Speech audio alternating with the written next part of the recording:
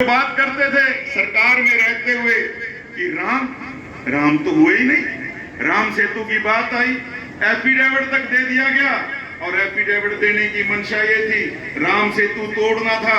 राम सेतु टूटता व्यापार बढ़ेगा और व्यापार बढ़ने के कारण राम सेतु तोड़ना जरूरी है। माननीय सुप्रीम कोर्ट ने जब कहा कि भाई राम हुए हैं तो उन्होंने कहा नहीं जी, हम एफिडेविट लिख के देते हैं। केंद्र की सरकार ने, तत्कालीन यूपीए कांग्रेस की सरकार ने एफिडेविट दिया कि राम नहीं हुए तो राम सेतु कहां से हो गया।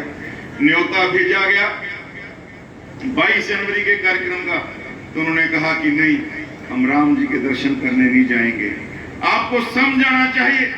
और जिस पाकिस्तान के पूर्व विदेश मंत्री ने अभी हफ्ता पहले कहा कि कुछ हो जाए, नरेंद्र मोदी भारत के तीसरी बार प्रधानमंत्री नहीं बनने चाहिए, भारत का प्रधानमंत्री राहुल गांधी होना चाहिए।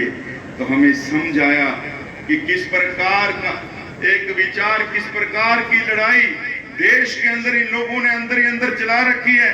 मेरा भारत भारत ना रहे, मेरे भारत के विचार को नष्ट करना, मेरे भारत के विकास को नष्ट करने के नहीं, विचार को भी नष्ट करने का ये चुनाव जो है कांग्रेस की तरफ से चलाया जा रहा है। फैसला हमने करना है। जो वोट आदरणीय मनोहर लाल जी और नायब जी को जाएगा, वो वोट नरेंद्र मोदी जी को जाएगा, भारत के विकास, भारत के विचार को जाएगा।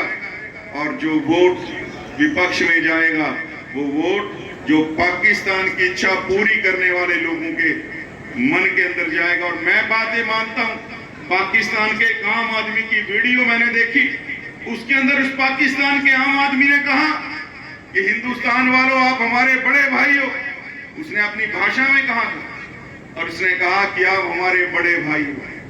हमारे हुक्मरानों ने पाकिस्तान को समाप्त कर दिया। अगर आप हमारे बड़े भाई हो, हमें छोटे समझते हो, 1 साल के लिए नरेंद्र मोदी हमें प्रधानमंत्री के नाते उधार दे दो। पाकिस्तान की आम जनता ये बात कह रही है और पाकिस्तान के नेता नरेंद्र मोदी जी को नेस्तनाबूद करने की बात करते हैं।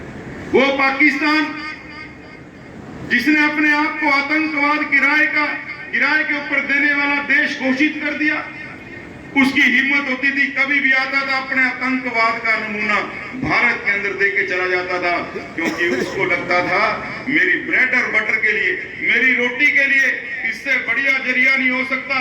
केवल एक देश आपको नजर आएगा पूरी दुनिया में जो आतंक को किराए पे देने का काम करता है, वो पाकिस्तान। जब दिल करता यहाँ बम्बारमेंट कर दी, जब दिल करता तोपों के मुंह हमारी तरफ कर दिए। 2 हरकतें की उरी और पुलवामा के अंदर, 2 हरकतें की। नरेंद्र मोदी जी ने कहा ये भारत अब बदल गया है, ये वो भारत है पहले छेड़ता नहीं और बाद में छोड़ता नहीं। उसके घर में जाके पाकिस्तान को औकात बता के आएंगे। सर्जिकल स्ट्राइक की, 300 आतंकवादी मारे गए, लेकिन पाकिस्तान के आगे ऐसा संकट खड़ा हो गया कि अगर वो माने कि मेरे 300 लोग मरे, वहां आतंकवादियों को ट्रेनिंग देने के कैंप चल रहे थे, पाकिस्तान ने कहा मेरा कोई आदमी नहीं मारा गया। और हमारे यहाँ के नेता शर्म आते हो कहते हैं कि सर्जिकल स्ट्राइक हुई है नहीं हुई है, इसका सबूत हमें दिया जाए। और उसी पाकिस्तान ने जब दोबारा हरकत की, बालाकोट की एयर स्ट्राइक की, और आपके ध्यान होगा, मुझे तब एक आम भारतीय के नाते गर्व हुआ अपने वोट देने के ऊपर, जब अभिनंदन को, जो हमारे पायलट को पाकिस्तान ने पकड़ा। नरेंद्र मोदी जी ने केवल एक फोन किया, हमारा अभिनंदन 48 घंटे के अंदर सकुशल, एक खरोंच लगे बिना वापस नहीं आया। पाकिस्तान का नाम इस दुनिया के नक्शे से समाप्त कर दिया जाएगा। 24 घंटे नहीं बीते, अभिनंदन वापस आया। ये आज भारत की बढ़ती हुई ताकत है।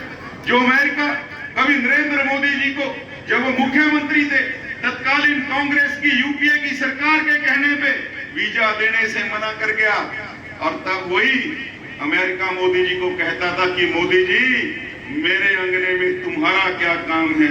और आज